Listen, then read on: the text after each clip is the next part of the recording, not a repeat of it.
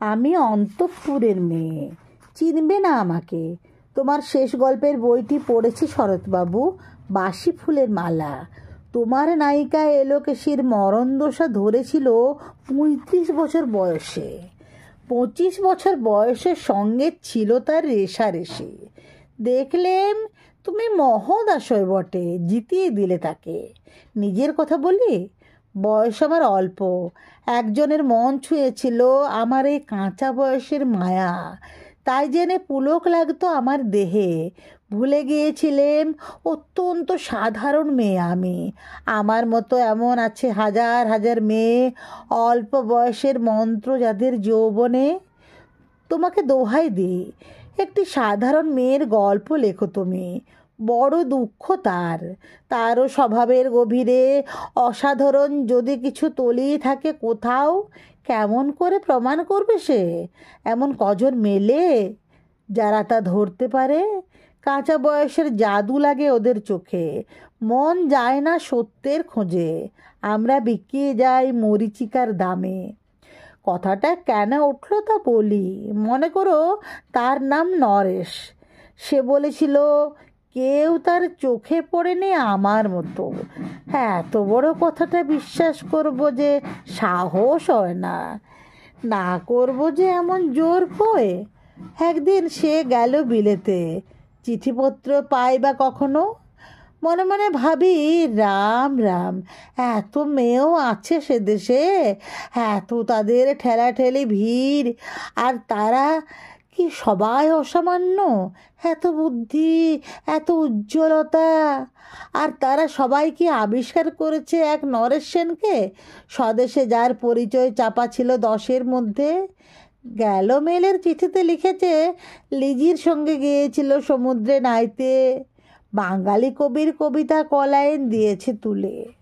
সেই যেখানে উর্বশী উঠছে সমুদ্র থেকে, তারপরে বালির পরে বসলো পাশাপাশি, সামনে দুলছে নীল সমুদ্রের ঢেউ, আকাশে ছড়ানো নির্মল সূর্যালোক।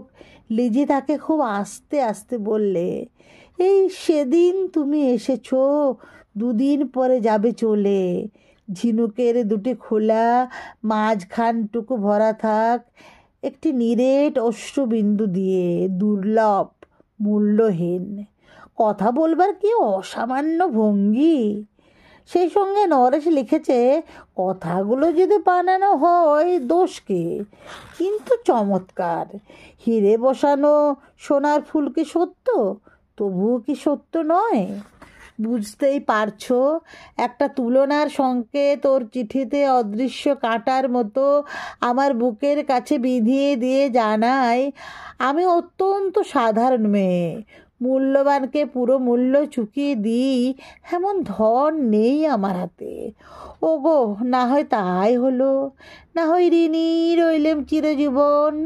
পায়ে পড়ি তোমার, একটা গল্প লেখো তুমি শরৎবাবু, নিতান্ত সাধারণ মেয়ের গল্প, যে দুর্ভাগিনীকে দূরের থেকে পাল্লা দিতে হয় অন্তত 5-7 জন অসামান্যের সঙ্গে, অর্থাৎ সপ্তরথিনীর মার। বুঝে নিয়েছে আমার কপাল ভেঙেছে, হার হয়েছে আমার। কিন্তু তুমি যার কথা লিখবে তাকে জিতিয়ে দিও আমার হয়ে। পড়তে পড়তে বুক যেন ওঠে ফুলে, ফুলচন্দন পড়ুক তোমার কলমের মুখে। তাকে নাম দিও মালতী, ওই নামটা আমার, ধরা পড়বার ভয় নেই। এমন অনেক মালতী আছে বাংলাদেশে, তারা সবাই সামান্য মেয়ে। তারা ফরাসি জার্মান জানে না, কানতে জানে। কি করে জিতিয়ে দেবে? উচ্চ তোমার মন, তোমার লেখনী মহীয়সী। তুমি হয়তো ওকে নিয়ে যাবে ত্যাগের পথে, দুঃখের চরমে শকুন্তলার মতো। দয়া করো আমাকে, নেমে এসো আমার সমতলে। বিছানায় শুয়ে শুয়ে রাত্রির অন্ধকারে দেবতার কাছে যে অসম্ভব বর মাগি, সে বর আমি পাবো না, কিন্তু পাই যেন তোমার নায়িকা। রাখো না কেন নরেশকে 7 বছর লন্ডনে, বারে বারে ফেল করুক তার পরীক্ষায়, আদরে থাক আপন উপাসিকা মণ্ডলীতে।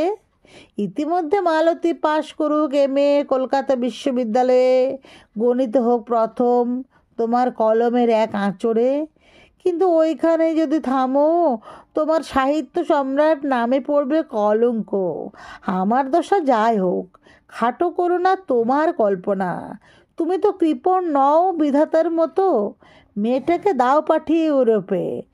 সেখানে যারা জ্ঞানী, যারা বিদ্বান, যারা বীর, যারা কবি, যারা শিল্পী, যারা রাজা দল বেঁধে আসুক ওর চারদিকে। জ্যোতির্বিদের মতো আবিষ্কার করুক ওকে, শুধু বিদুষী বলে নয়, নারী বলে। ওর মধ্যে যে বিশ্ববিজয়ী জাদু আছে তা ধরা পড়ুক। তার রহস্য মূঢ়ের দেশ নয়, যে দেশে আছে সমজদার, আছে দরদি, আছে ইংরেজ, জার্মান, ফরাসি। মালতীর সম্মানের জন্য সভা ডাকা হোক না, বড় বড় নামজাদার সভা। মনে করা যাক সেখানে বর্ষণ হচ্ছে মুষলধারে চাটুবাক্য, মাঝখান দিয়ে সে চলেছে অবহেলায়, ঢেউয়ের উপর দিয়ে যেন পালের নৌকো। ওর চোখ দেখে ওরা করছে কানাকানি। সবাই বলছে ভারতবর্ষের সজল মেঘ আর উজ্জ্বল রৌদ্র মিলেছে ওর মোহিনী দৃষ্টিতে। এইখানে জনান্তিকে বলে রাখি, সৃষ্টিকর্তার প্রসাদ সত্যই আছে আমার চোখে। বলতে হলো নিজের মুখে। এখনো কোনো ইউরোপীয় রসজ্ঞের সাক্ষাৎ ঘটেনি কপালে। নরেশ এসে দাঁড়াক সেই কোণে, আর তার সেই অসামান্য মেয়ের দল।